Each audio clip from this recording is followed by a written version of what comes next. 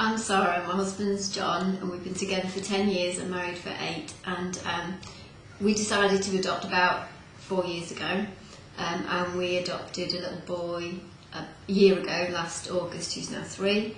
And we've had a little boy plays with us, his half brother, and he's just turned 1. We decided to adopt because we couldn't have our own children after trying for quite probably lots of people tried for a couple of years, and then we had 3 lots of IVF. I had 1 miscarriage and the other 2 attempts weren't successful. So we decided what we were going to do next, and my friend has adopted as well, and we did the process around the same time. And she said to me, we didn't know if we wanted to adopt, and she said to me, do you want to be a mum or do you want to give birth, basically?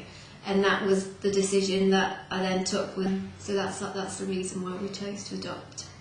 Adopting has changed our family quite a lot.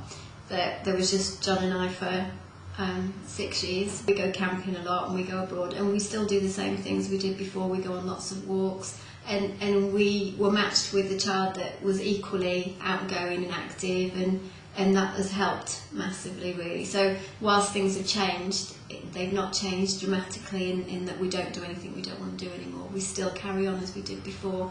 You just got the routine that you didn't have before.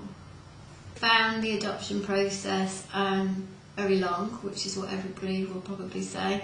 Having said that, once we got into the process and you just go with the flow, the time does pass really quickly.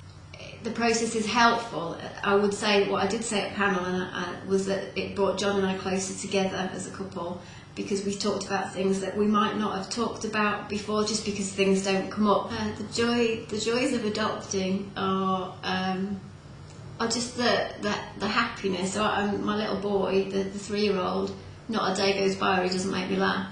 Equally, not a day goes by where he frustrates me. But you especially when you first get a child placed with you and your attachment is forming, the little things that make you laugh that day, or what keeps you going when he doesn't want to cuddle at night time, and you have to not take that personally and think of the things that you've done that day where you do see the attachment starting to grow, and he's made you laugh or whatever.